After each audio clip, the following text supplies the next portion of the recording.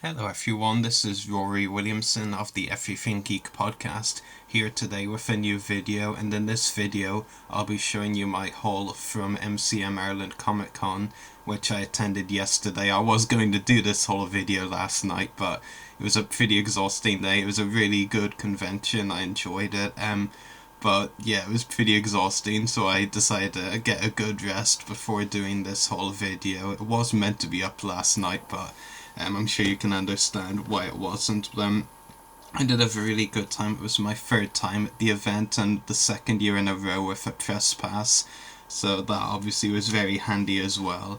And I got some really good things which I'm going to show you.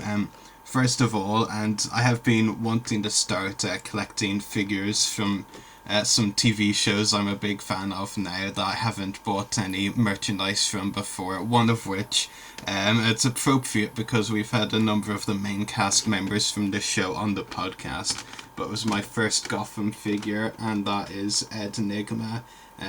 Obviously played by Corey Michael Smith, who we've actually had on the podcast, and that's actually why I decided to buy this particular figure, because the stall I bought it from, Order 66 Toy Store, had Enigma, Bullock, and Alfred Pennyworth had their figures, but I decided, considering I've actually interviewed Enigma's actor Corey Michael Smith, would be appropriate to focus on the Gotham figures played by the stars that I've interviewed. So, yeah, it's a little egotistical, isn't it? But that's what I'm doing for the moment. But Enigma is my first Gotham figure, so I'm very excited about that. And I have to admit, like, I'm really surprised by just, how big these figures are. Like, they're 7 inches.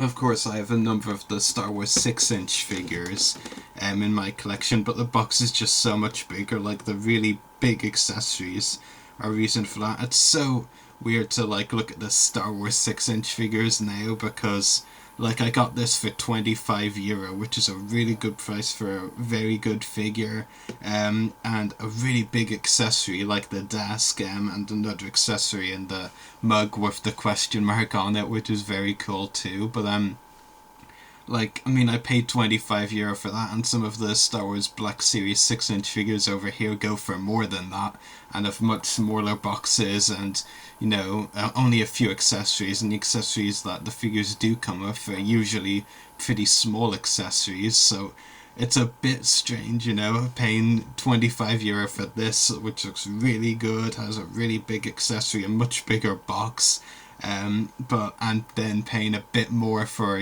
something that doesn't look as good and doesn't have as big accessories or as many accessories. So yeah, it's a little strange, but I'm really happy to have my first Gotham figure, and I'm sure I'll be adding more Gotham figures to the collection soon.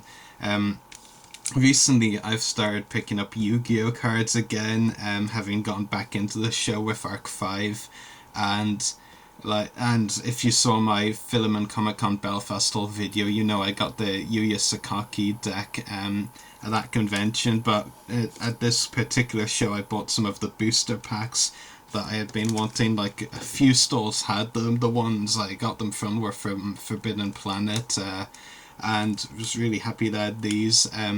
One of which is the Destiny Soldiers, which focuses on the deck of Aster Phoenix, which is pretty cool. I'm very excited to see him and another GX character, Alexis Rhodes, on Arc 5. I'm not sure when Season 3 of the dub, which they'll be appearing in, will air, and there hasn't been an official date announced for that, but really excited because of the return of Destiny heroes and of Aster and Alexis, of course.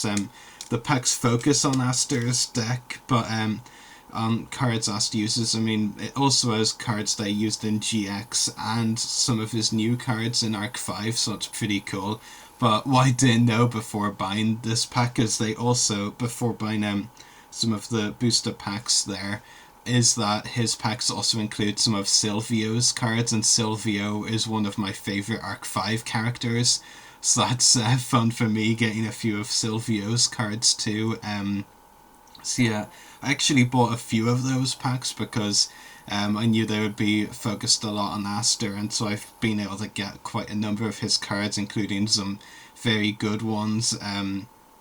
So I did buy a few of them. I actually originally was buying 3 of the booster packs from the stall, and they offered me another one for just 1 year extra, so like a 4 for €10 deal, which was very nice.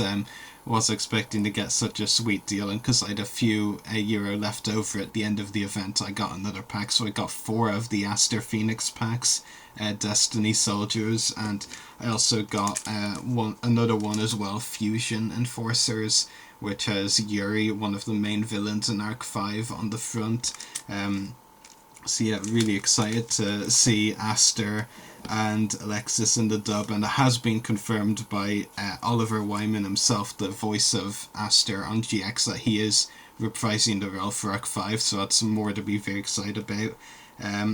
As I mentioned, I did open some of the packs already. I did open those too, so I could show you this in the whole video, but I did get some very exciting cards as well. Destiny Hero Dogma, one of Aster's best monsters, and some other very cool ones as well, including a couple of Silvio's cards, like I mentioned. So yeah, really happy with those, and I'm pretty sure I've been hit by the bug at this point of buying Yu-Gi-Oh cards again. Maybe I'll end up building Aster's deck one day, but happy with those for the moment anyway. Now, a funny thing about MCM is that with the press passes, like I've had press passes for, well, this would be the 4th convention, but 2 have been MCM shows, and they're the only one that has a rule that you can't, if you have a press pass, you can't buy autographs, or can't, to be more specific, it says on the rules you can't have access to signings.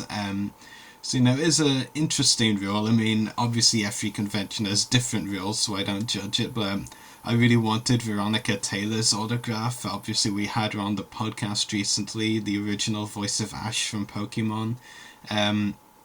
So yeah, my friend and fellow staff mate on the podcast, Graham, was at the event as well, so he offered to get it for me. Obviously, I paid him to get it for me.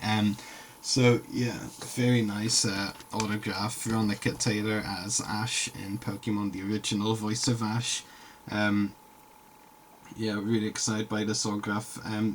And you know, nice that has Pikachu on it as well, of course. Who doesn't like Pikachu, let's be honest. Yeah, really happy with this picture. And you know, I mean, obviously I wasn't allowed to get autographs myself, but what I did do is I did go up to Veronica later in the day just to have a chat, you know, talk about a podcast, introduce myself as being the person that interviewed her on the podcast, of course, and then she signed another picture for free for me, so, you know, technically broke the rules twice, I guess, well, not intentionally, but yeah, really nice to have these 2 pictures in my collection, because I already had the Ash one. I decided, because May was my favourite Pokemon companion growing up, so I thought it'd be nice to have a picture of her as well, signed. So yeah, really happy with that one too. Yeah, so really happy with both of those autographs.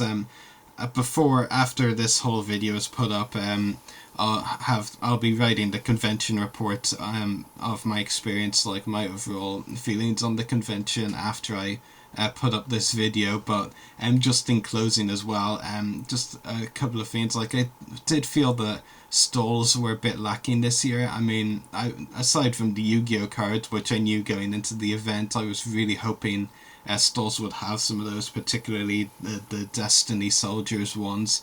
But I did feel the stalls were overall a bit lacking. There was less stalls than last year, which did mean there was more room to move around, which was nice. I mean, obviously the selection stalls depends on, you know, what the stall owners want to bring, but I did feel like the selection was a bit lacking this year, but that might just be my personal opinion. And also, most of the guests had no post photo signs, which, you know, I think only the Power Rangers cast members didn't that were signing. Which, you know, I mean, obviously I understand if a guest is really busy and don't have time, want to meet as many fans as possible and don't have time to take photos at the table, which, you know, I understand that, but none of the guests were like crazy busy, especially in the afternoon. Aside from maybe Nolan North, he did have a big crowd all day.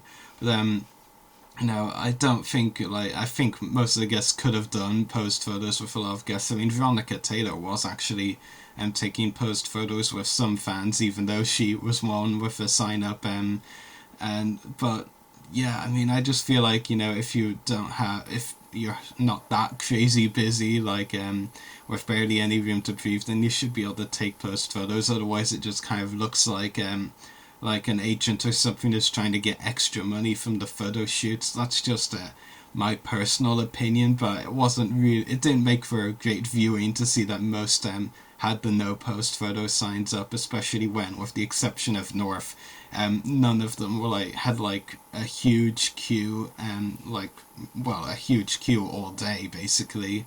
So that's just my personal opinion. Obviously, I'll have a lot more to say on the event and the convention report, which will be up tonight. Anyway, I hope you enjoyed watching this whole video, and take care. Bye.